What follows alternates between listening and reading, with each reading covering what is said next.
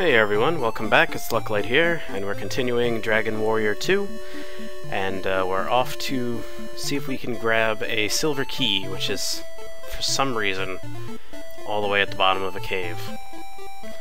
Which, kind of makes no sense, if you think about it hard enough. Because there are silver doors pretty much everywhere that we've seen so far, and now all of a sudden it's like, how do we get into here? We can't. There's there's a key we need, and it's in the bottom of a cave that's monster infested. Oh, this is the first instance of a healer, which I believe is called a heal slime now in our more modern Dragon Quest games. And don't worry, they haven't changed. They still do the same thing. They just heal over and over. Excuse me.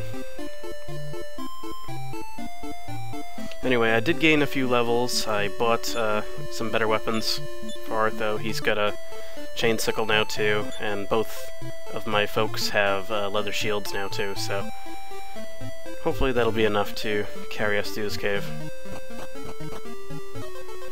Alright, so I believe there's already chests here that we need to find, so let's go ahead and search for them.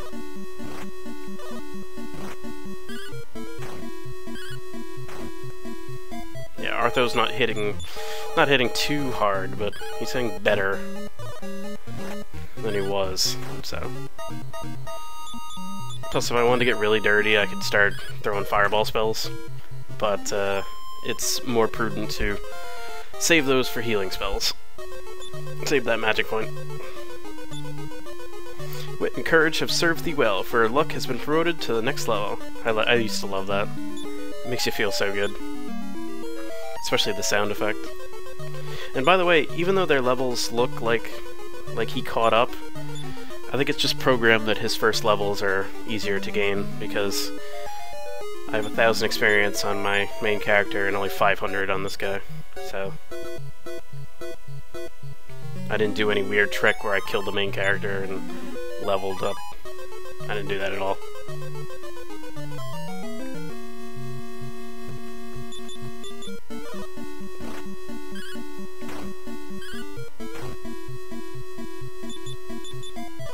Alright, we'll say the enemies are dropping pretty fast. It's just a matter of kind of surviving.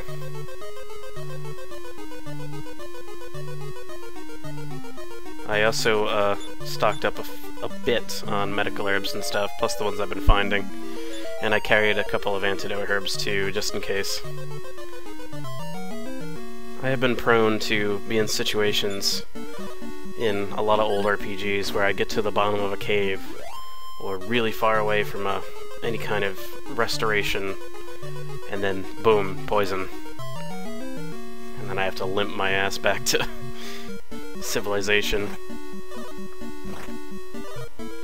Alright, this is getting problematic already. Don't die. Thank you.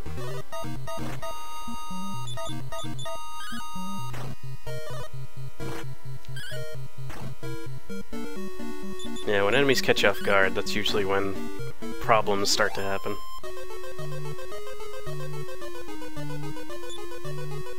Alright, let's see how I am on hit points here. Maximum hit points 58. He's kind of okay. Yeah, I should be alright for now. I don't like to stay too beaten down, because this game will punish you if you do. This one's a toughie.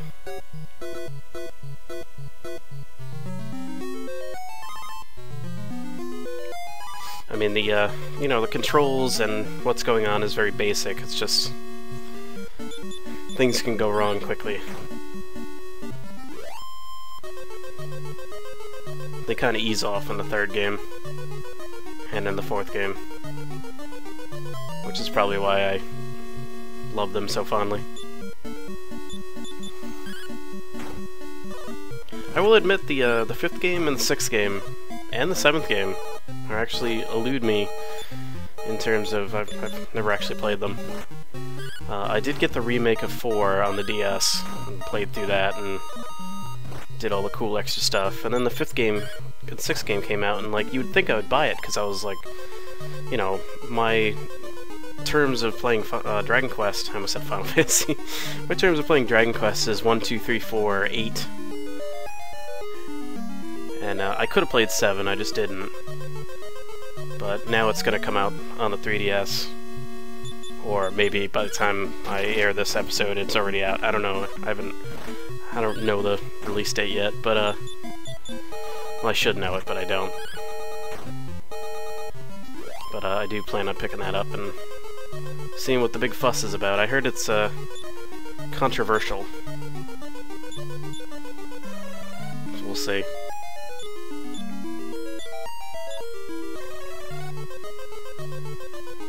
And then 8 is one of my favorites. Because it has Yangus in it. And how can you ever dislike a game with Yangus?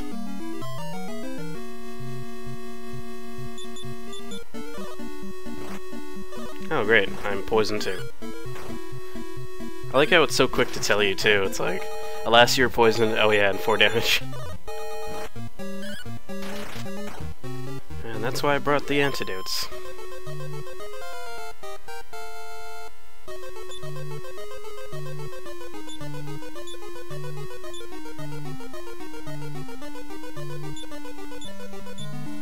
That's why I brought you. There you go. But, yeah, I mean, I played 5, like, I started it, and then kind of just dropped off. No real reason why. Okay, this is another one of those games where,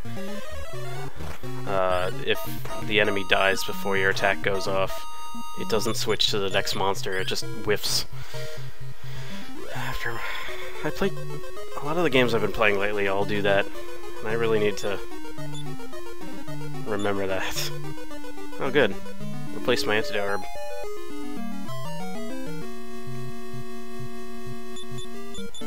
Should be nearing the end of the dungeon, I would think. We have been trucking along for a while now. Oh no. Kill him. Thank you. Here we get a chest. And a stupid stick. Thanks. That's what I wanted.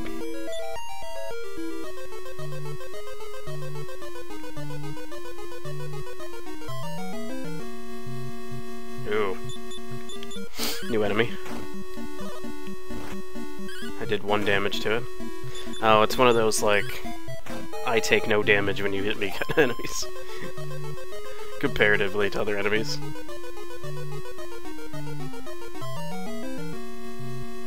Honestly, I like to see these. Because they're not wizards. And they're not snakes that are gonna poison me. I didn't even know those snakes poisoned me. I was farming them for the longest time.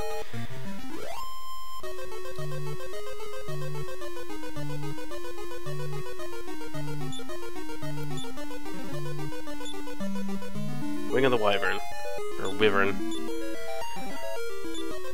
I also find that playing these old games has forced me to have to start and remember that how I pronounce things as a kid is probably not the correct way. You know, the word wyvern, I always said wyvern when I was a kid, and it's hard to break that. So if you hear me say wyvern, that's on me. I think I might have said wyvern in Faxanadu back when I first started the channel. I kept saying wyvern. It's one of those things.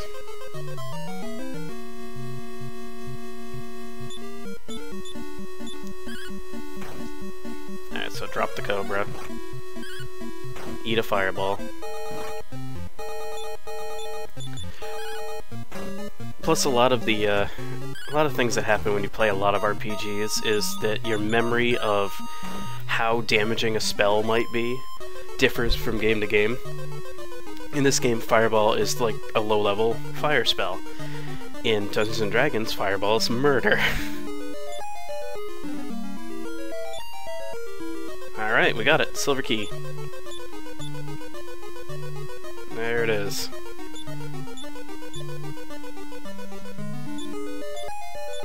Alright, so a trick we used to do, and I think it mentions it in the manual, is if you trade an item to yourself, it goes to the... well, maybe not. Maybe it's not in this game that does that. Well, crap. Never mind then. Carrying on. I have to get out of this cave.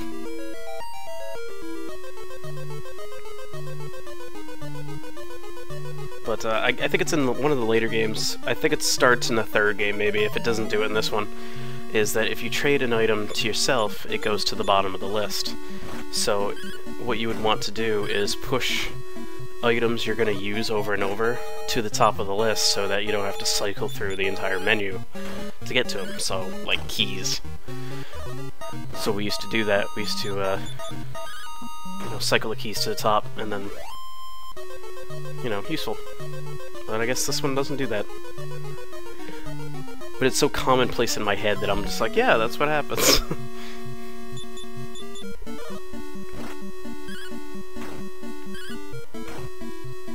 And when I say we, I'm not using the royal we. I might have mentioned this in the first Dragon Quest game or during the 12 Days of Nostalgia that my whole family used to play video games back in the day. Not just me. I was actually the one who kind of was crap at video games compared to everyone else in my family. My mother used to play RPGs like I do. Except she would play a lot more obscure ones. She would play games like Ultima. She was very big on Ultima. I might have said this story before, so if you've heard it already, sorry. My father was very big into pinball games and Dr. Mario. Which I'm pretty sure I mentioned that in Pinbot, when I played Pinbot, that he is the king of Pinbot. And no, that's not a challenge. He kind of can't play anymore. He's much older, and arthritis has taken him. Which I hope never happens to me. I hope advances in science and technology make it so I can still play video games when I'm old. You know, important things.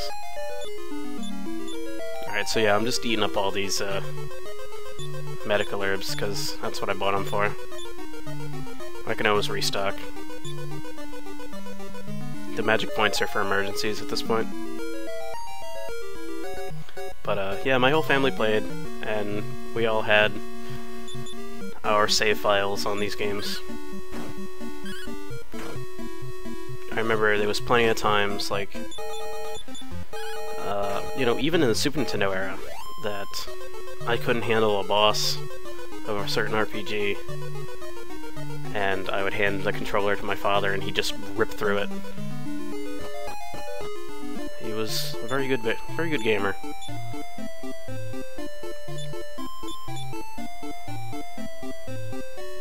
Alright, so I'm gonna get out of there. The Wing of the Wyvern, unfortunately, does not allow you to choose where you're going. So I've just found out. I think it sends you back to the last place you saved. Later games, it'll, throw up a menu and you can choose where to go. So it's kind of a quick travel. Same thing with the return spell.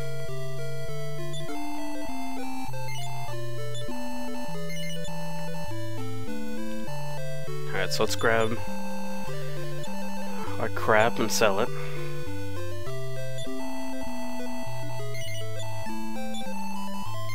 And I think that'll do it for this episode. There's a door that I can open down in Leftwine that might come into use later on. Let's see if I can get to it before we cut out here. Of course, the enemies are gonna slow me down, right? And I get attacked. Alright.